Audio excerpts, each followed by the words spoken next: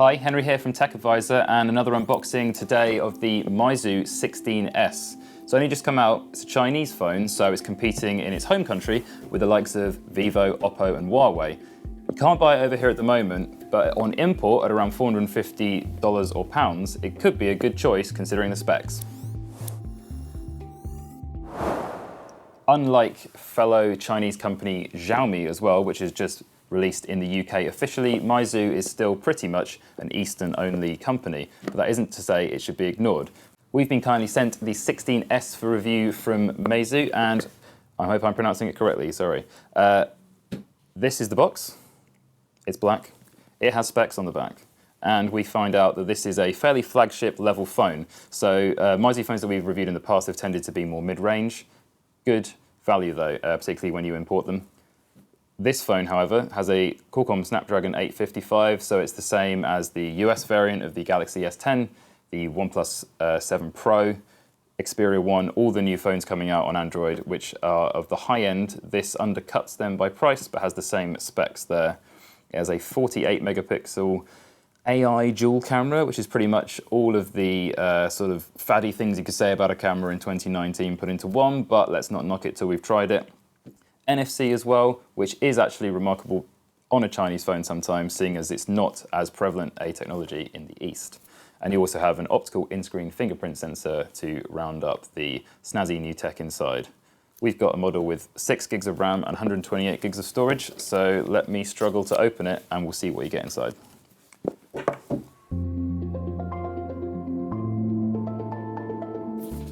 Okay, so let's have a look. Plain matte box. Not much to write home about, but nice enough. 16S on the front.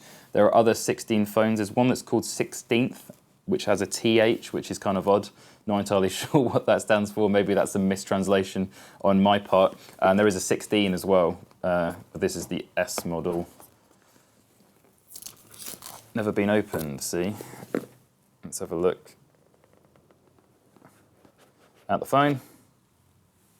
There it is. We have a white version, which is handy, because you can see there that we have a camera nestled in that thin top bezel there. So this phone, I suppose, is kind of similar in appearance to the Galaxy S8 and S9, if you're familiar with those phones, because you have virtually no bezels, but a camera in there. So no notch, no cutout, no under display camera yet to come.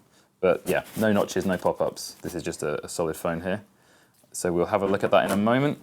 See what's inside. So you've got SIM tool, which has fallen out there. Chinese plug. Let's see what else you get. USB-C cable, yep. Don't get a case in here, unfortunately. Lots of little booklets that you'll probably never read. So no case in there, you just get the charger, no headphones either. So it's all about the phone, really. Let's have a look. Let's take this back plastic off.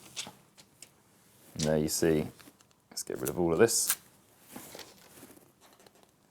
I think that is glass. Don't quote me on that, sorry everyone. I'm pretty sure that's glass, but at this price it's unlikely to have wireless charging. Very simple design on the back with the dual cameras up there. Quite nice feel. It's smaller than I thought it would be as well. We've got, I think, 6.2 inch screen here, but even with my small hands, that is quite manageable. And also we see here that the front cover, which I can peel off, is showing us where the in-screen fingerprint sensor is. Interestingly, this is actually in English. To get a complete fingerprint recognition function, peel the plastic film off. Well, I wasn't going to keep it on because you can't see through it. So, silver rim on this white version. It looks basically like an iPhone 10, doesn't it? It's got the dual cameras there. And that white and silver finish is one that was made popular, shall we say, by Apple. But a lot of Chinese companies, and non-Chinese companies to be fair, are pretty shameless in how they ape an Apple device. But hey, it costs half as much, so let's not complain. So, as we can see on the screen here, Flyme, I presume that's not pronounced Flyme. Flyme is the Android overlay. So on the Meizu 16S, you do get Android 9 Pie, but with its own skin. And luckily, I'm not going to have to fight my way through a Chinese setup. It does give me the option there when you turn it on to go in English. let's just go through here. In case you hadn't guessed from my accent, we're in the UK. Also good to see some of the Chinese phones we get sent don't have Google services on them already, but it looks like Meizu have been kind enough to send me one that does have Play services, so we're all good. So I'm just going to punch my information in here, and then we can have a look at what's on the phone. Okay, so I've gone through the Google stuff, and then you have your Flyme, I presume Flyme ID, a bit like how you would log in with a Samsung phone or a Huawei phone, say. You can opt to log into Meizu's own cloud storage function. I'm probably going to skip that for now, but the option is there if you want to. And as we've become accustomed to, enrolling the fingerprint. Let's do a very insecure password there. And then, yeah, as you're probably aware, you can now have an in-screen fingerprint sensor, which you just tap on in the area where it shows you to register that. They have got better. This is enrolling it fine. It will have to see whether or not it actually unlocks the phone quickly. Some of them aren't great, and it is not necessarily better than having just a normal one on the back or down the bottom there. Okay, it's going to try and make me install all these apps that I don't want, so I'm going to skip that. If it lets me press the skip button. There we go. So, this looks quite like, if you're familiar more with Xiaomi phones, this does look quite a lot like Xiaomi in the look and feel of the UI, although they are different. We do have, as I say, Google services on here, so if you import the correct version, you do actually have Android, the Google's Android Messages app built in there, which is great. Personally, I would use that anyway.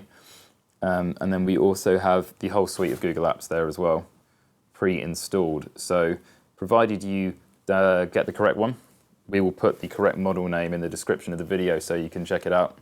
You're going to be fine. You have USB-C on the bottom there.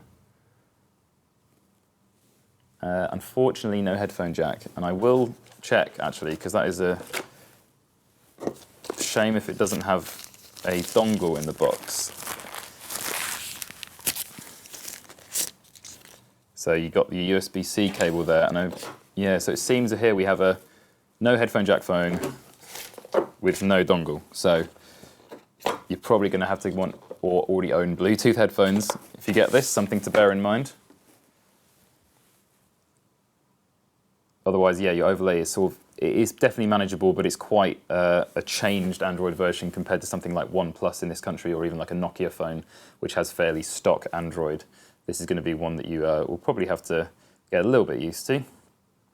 But this is actually quite a nice, slim, slick device.